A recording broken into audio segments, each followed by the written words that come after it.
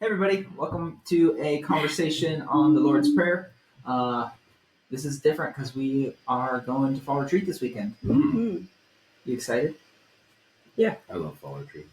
I love it. I think You're a camp boy. the leading up to it, my brain is like, once I get there, I'm gonna be really excited. Right now, I'm like, So, Do you feel like you have a lot to do before that? I do, and I don't feel like I'm even mentally there yet. Like, I've just had. I think it's been like, Wait, is mentally, I feel like I'm not like, oh yeah, it's retreat today. what does that mean? I know I've think I've said that before, but what does that really mean? I think it's because you're thinking about a lot of things until it. So it's like you're doing a lot of other stuff. I mean, you're very busy. Do you feel like you've mentally... In that retreat? Yeah. Are you there? I had some long days the last 10 and so I feel like the last 10 years. Yeah. Mm-hmm. And so I do have stuff to do today and a lot before the end of next week, but today I'm just have a reserve. Like, I guess I'm mentally there. He's mentally there. I'm in a paddle boat going, I hate paddle boats. You bringing your hammock?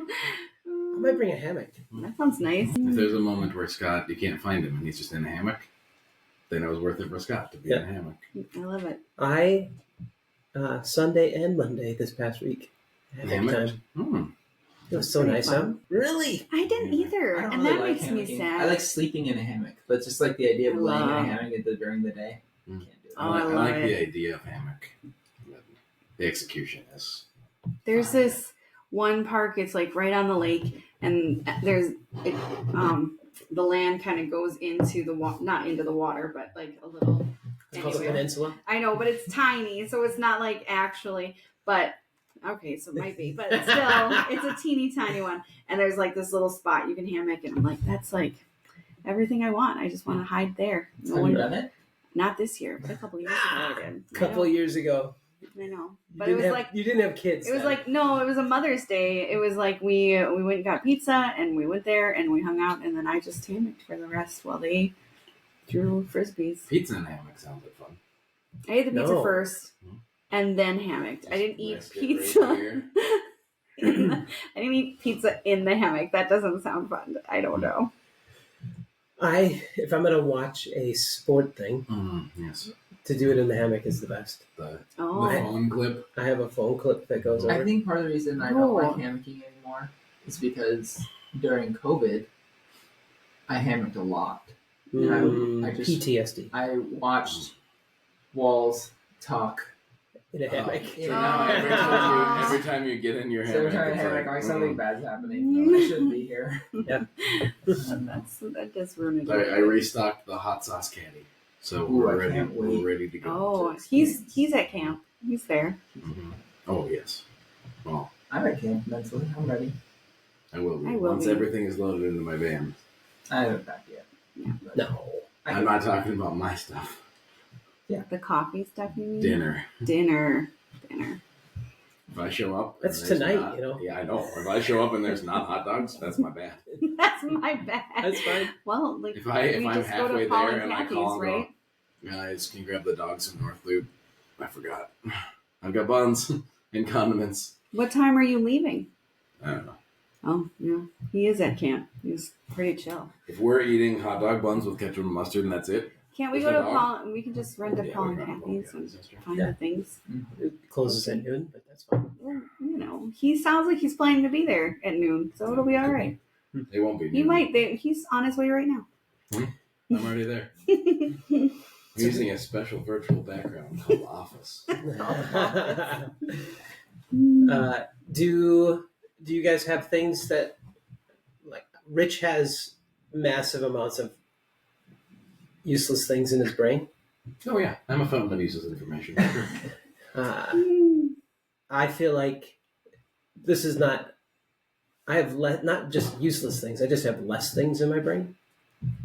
No. Or just different things. It's different. Yeah, it's different. You have the words, and I have the structure. You have the melody. I have the how it was built. Mm-hmm. That's good. I can say, Scott, I need this thing, and you can say, oh yeah, we need this lumber and this lumber and this lumber and these screws and this thing, and this is how we're going to do it. And here's the top, and I go, okay, I don't know any of that. Yeah, but you know the lyrics to all of ABBA songs, which no one cares about ABBA or songs. You shut your You shut your mouth. Rate what's in your head. It's abstract. I Yeah. was thinking when you were like, he knows what he wants and you know how to build it. I was like, I'm still like dreaming up what I want to build. So I don't know. It might be abstract up there. I saw one of those things that it's like a magnetic fluid in the thing that reacts to music being played. I think that's what's in Rachel's brain. Just Oh, maybe. You're a lava lamp. Yeah, or the lights, where it's like different colors shine for. Well, it's in it's abstract, but it's responsive to what's happening around. Yeah. Do you Very good. do you have internal monologue or is it internal mush? Internal tears. Is that oatmeal? Is that oatmeal? It's not mush, but I don't know. It might be both. I don't know. I think a lot of my internal dialogue comes out because I'm so extroverted. I say a lot of things that I'm thinking, which isn't always. I don't know if is that extrovert or is that just external processing? I think it's a little both for me, at least. I can tell you the amount of things that come out of my mouth is directly correlated to how much caffeine I've had that day. So more caffeine. Oh, man. More caffeine. Yesterday, when I met with James, highly caffeinated. I had Many words. on Wednesday. I was very caffeinated, and everything came out like way harsher than I meant them to be. I was intense, and I had to have some conversations because like we had our board meeting that night, and like I was just like, ugh, and I had to apologize later. I was like, I didn't mean for it to sound quite like it was, but it was very intense. My face had subtitles yesterday. Oh well, I have that too, but I also feel like I have to apologize all the time. So. You have subtitles? What is in my your face, brain? My face had subtitles yesterday. There's a lot. The ideal, we know that. Yeah, the ideal. So there is this. How to get There is how this. to get there. Whatever. Yeah, there's a spotlight like everywhere you look out, and you just see like this CGI ideal, Oh, and then man. all of a sudden you look at what's around you and go. We're going for ideal. I'm in the wrong room. He's looking around this room and too he just messy. goes like in the peripheral behind you, just like yeah. Oh. We're just it's a like- giant letdown. This isn't how I thought it should be. Oh man, that's why there's so many folders in too many places. This isn't what I thought it was going to be. Oh man, this is a harsh room. I'm sorry. For what? I don't know. Not being ideal. No, it's fine. Oatmeal. Oatmeal. Oatmeal. We're being messy. For being oatmeal. We were talking about our notes, and I was like, my notes are there, but they're very, very messy. And yeah, it's not ideal. You put all your notes in the outline perfectly, thinking we would all do the same. And then That all was of the our ideal. That was the ideal. The ideal And is we could mine reference is each other's like notes. messy and all over the place. I And wasn't hiding it. I just know. went to the thing that had my name on it. Yeah, It was a follow duck. the rules. It's on. It's fine. This is so. Then the internal dialogue for Greg is it's fine. It's fine. It's fine. Now, does that Is mean that it's the first fine? thing he Does thinks? it mean Is it's fine? Yeah, it's fine. Well, in the middle of the Sermon on the Mount, Jesus shares. He's talking about people. It had to be a hard turn. We weren't getting there. It's fine. It's fine. So Jesus. Yes. He he's talking about again lifestyle, how we live as a follower of God in relationship with Jesus, and there's the Sermon on the Mount. Again, starts off with the Beatitudes. This blessed when things aren't that great, because again, that in the midst of the not great or the challenging or the persecution or the all these different things, there is relationship with God in the midst of those things. And then from this, it's not just about the law. It says, yeah, I'm not murdering anybody. Well, Jesus says, well, don't hate anybody. Don't be lustful. Be honoring of your spouse. All these different things. And then in the midst of this as well, he says there are people that are standing on the street corners or in the synagogue, and they are praying to be seen, not to be heard by God. Mm-hmm. And from that, instead of going, actually, you should pray harder, longer, faster, whatever. He says a simple poem prayer that is seems like Jesus wants it to be stuck in our head. It's the center of the center, isn't it? Like, Yeah. Sermon on the Mount is important, and this is the middle and of the whole thing, and just what it's feels like it's what it's about. You kind of, Rich, did you open right about just the whole thing? Leading up to it, so what Scott kind of just talked about, but one of the things I focus on is Jesus does the unpopular opinion. Mm-hmm. You've heard it was said, right? Yeah. He says that so many times. Mm-hmm. You've heard it was said this way, but here's what I'm going to say. It's like, here's a hot take. He was saying, Yeah. it's fine, but yeah, it's fine to not kill people. Yeah, but the ideal, you should also not. Yeah, the ideal is don't hate people either. Yeah. So it's, I don't know. It's I think the leading up to it, the idea. I almost said ideal. The idea of disciple, like being a disciple, leading up to here are these things. Also, you've heard it was said, do this, but I'm going to say do this, and when you pray, like I love that. When you pray, here's a way to remember it. Here's a way to do it. And I always think about all the things in my head. I always think about the Office quote where Kevin says, "Why use many words when few words do trick?" Like Jesus unpacks it like, and when you pray, here you go. Lord's Prayer. Mm-hmm. Concise, there, memorable. Checks all the boxes. Yeah. It's good. So at retreat, we're breaking up the Lord's Prayer. So we have 3.5 sessions kind of on it. Yep. No, you have 3 sessions on the Lord's Prayer. 1 session of context. Yeah. Yeah. So Rich is starting with the context on Friday night, and then Saturday morning I'm doing "Hallowed be thy name, thy kingdom come, thy will be done on earth as in heaven," which I lucked out. I think that's the best part. I liked my part, actually. The I idea. was like, I think I lucked out. I like my That's part. interesting. So. I would have thought, well, that's like 6 sessions. Yeah, it could have been. Yeah. Mm-hmm. It was very difficult actually to trim it down and make it Mm-hmm. fit. Why should that be ringing in our heads? In the good and the bad, the exciting. Well, I broke it up, and so I have like a little mini section on "Hallowed be thy name, thy kingdom come, thy will be done," and then a third one on "Earth as it is in heaven." And I think because it uses words that we don't use, the whole thing is weird. Mm-hmm. Like "Hallowed be thy name," like what is that? Halloween? Yeah. Is it supposed to be scary? Like, what is happening? And so I kind of tried to, step back to try to look at each of these sections and then pretending like I didn't know anything and tried to understand what does hallowed even mean? Mm-hmm. And then how do we practice that? Like, why do we say it if we don't actually okay. Can you guys define hallowed? Yeah. It's actually set apart. Maybe better. Hallowed be thy name. Like, what is that? If you're praying that, what are you saying? Well, I mean, a couple of things come to mind, though, is that in Eastern or Middle Eastern culture today, like the genealogy name stuff is so much more important. There's a degree of, and it goes back to reverence, is that, part of who you are and identity is your genealogy.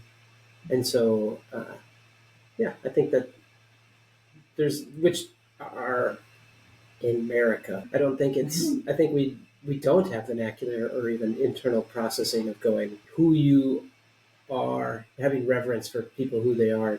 Like, We give everybody nicknames. The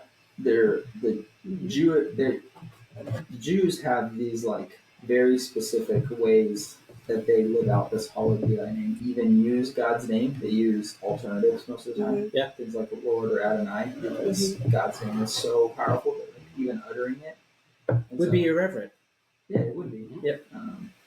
And we don't really have equivalents to that necessarily. No. So that's like an example. Like, I want people to think through, why is it that way? Why was that a thing? And why is it not anymore? Or what does it mean even for us to hallow God's name today? Is that why you wore that shirt today? The hollow. Whoa, he is on point. And then I lump together the "Thy kingdom come, Thy will be done" because I feel like they're the same thing, essentially, in my brain. And there's a lot of verses about God's work, things happening, and then the "Thy will be done" part is like our role in that. And then "on earth as in heaven" is probably my favorite part of the Lord's Prayer. Yeah. I feel like I talk a lot about I feel like my job as a pastor is to be really good at discovering where God's at work.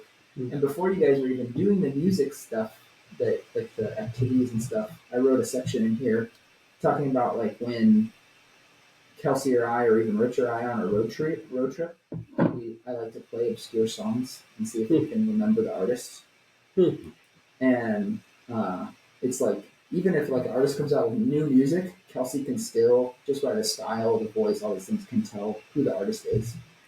And I think that's like, that's how I want to be with God, is like, I want to know him so well that I can all of a sudden see his craftsmanship in the world and be like, oh yeah, that's God, that's a God moment.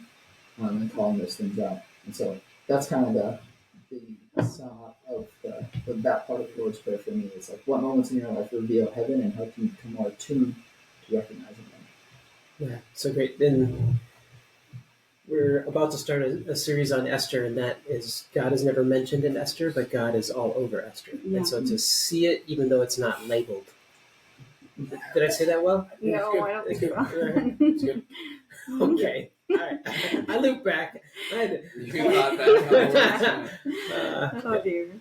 Yeah. I love it. No, I think the seeing where God is at work and seeing that for such a time as this tied together. Yeah. I think for me, faith is that God is at work. But that doesn't necessarily mean I can see it or know it all the time. Yeah. And so there's a separate part of faith that is, okay, this situation sucks. Where's God at work? I like it. I think the first part of the prayer, so I'm doing the second part of the prayer, which is, give us today our daily bread and forgive us our debts as we also forgive our debtors. And I'm thinking the first part of the prayer, the part you're talking about, like, it really focuses on God and our holiness, his holiness, and like helps us shift where our brain is at. I feel like it reorients us. And like, there's sometimes on Sunday morning where we start worship and the room is really busy. Like, people are still coming in and some people are late, or, things are happening all over. And then like after the first song, sometimes I'm like, okay, let's like pause for a minute and reorient where we are, because I feel like for me, worship is this moment to like recenter myself a little bit. And I need that, especially when things are really busy before service and really busy, like getting ready for service and all these things. And then just taking that moment to reorient myself goes, okay, like, what am I doing here? Why are we doing this? And why am I worshiping God? And like that beginning part feels like a moment to reorient my focus. And then the second part like shifts a little bit to what our needs are, what we need God, and what we want to see God doing in us maybe. And like this part about giving us our daily bread, like it's I feel like it is really important in the Sermon on the Mount, because over and over again Jesus is trying to get us to shift our focus of what our needs are, and like how we think about wealth and how we think about caring for people and what we need. And like, this isn't set us up for life. This isn't a moment where we're like, please give us everything we need so we don't have to worry again. It's what we need right now. And I think it's, again, another moment of shifting where we find security, where we find, like, are we relying on ourselves? And even like when we are relying on ourselves, like, let's say we did have all these savings and everything was ready when we retire and all of that, like we're ready to go for the rest of our lives, which isn't a bad thing. But when we find our security in it, like, that can go away. Like, things happen. Like, people, not long ago retired and thought they had all the funds that they needed for retirement. And then everything changed in the stock market. And all of a sudden they thought they had a lot less than they thought they had. And, things where we as people find our security is it's just not permanent. Yeah. Sometimes like family, it's not permanent. Money is not permanent.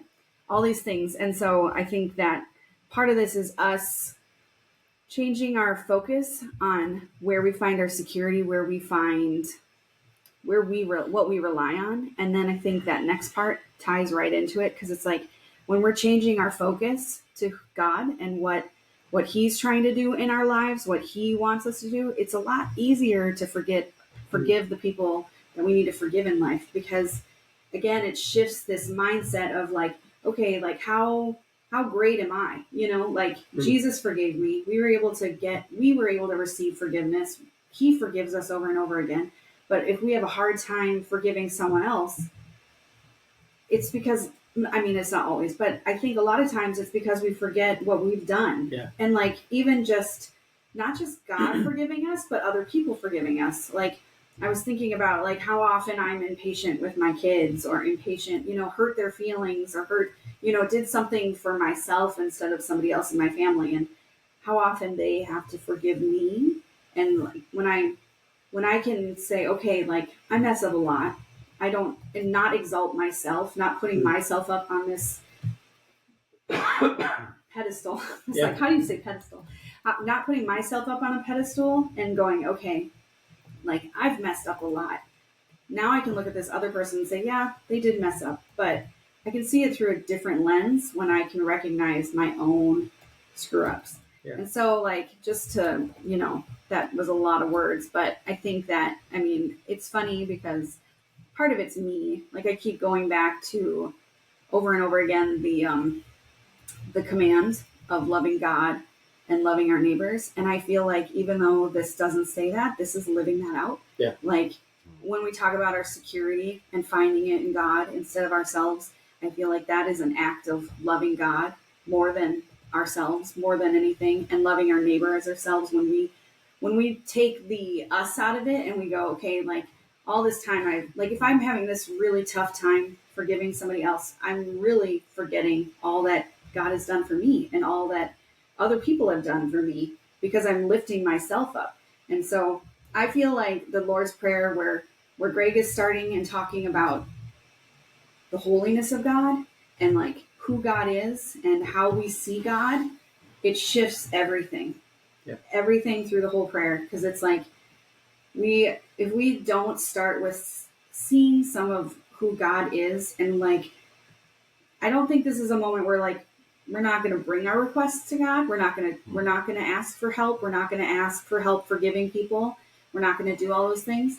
I think this is just a huge reorientation of our minds, of how we see ourselves and those around us. And I'm just actually like reading it. I was just like, I have a lot of, we've talked about this a little bit, like trust issues. And like, I know, and like, just like, it's fine. But like the whole forgiveness piece, it's like, there's some people that I can see. I'm like, oh, I need to work on that still. And like, this just is stupid. Tears, I hate them. Okay, sorry for those that are listening in the world. But like, just recognizing like there are some important things to see in other people, to go, okay, why aren't I forgiving them? Why have I held on to that pain? Why have I? And it's not this moment where we go, they didn't do anything wrong, and we just sweep it under the rug and, forgive and forget. Like, that's not what this is. This is like this one-sided piece of the problem. Yeah. This isn't reconciliation, but this is our hearts and what is going on in us. And so, anyways, I didn't mean to cry, but I did. And this is a good little prayer. Yeah. With on earth as it is in heaven is such a huge declaration. Mm-hmm. And then from that, it could be, the next part of the prayer could be, and because as earth as it is in heaven, perfection is. But instead it goes back to, God, you forgive me, and I should forgive others. Yeah. And so like having that, seeing the kingdom of God and how it works is being forgiven and forgiving others. And then thinking about Jesus's parable of the person who was forgiven of much and then wouldn't forgive the littlest thing. Yeah. And the response to that was that the master was angry. Yeah. Angry. Not because there was debt, but rather like how I you did treat this for you, and then you treat the next person like they should be in jail. Yeah. And so this prayer, that focus is not, God is not wrathful No. because of our failings. He's actually he's paid the ultimate prices Yeah. for our failings. Yeah. But from that, again, the thing that would cause him to freak out is that when we don't extend that to others as well. Yeah, and I think at the end of this, after the prayer is over, there's this whole little section about like if we don't forgive, we need to forgive so we are forgiven.